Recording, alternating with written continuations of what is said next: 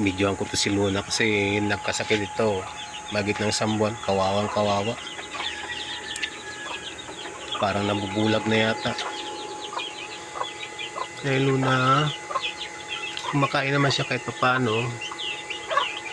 Pag may isda, karne, pero ayaw pang kumain ng sa takaw nito, pero hindi makakain. Nuda namin na lason, parang kasabay ito ng si Abata, medyo may sakit, tapos parang nalason, kaya saglit lang na namatay na. Kaya ito si Luna, video ko muna para naman meron akong souvenir. Kawawa talaga itong baby namin.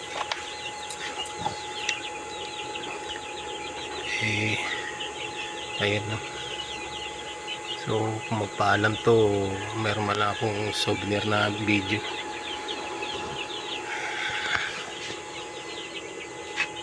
Ito yung pagkain niya, iniwanan, sinisimot na ng mga sisiw.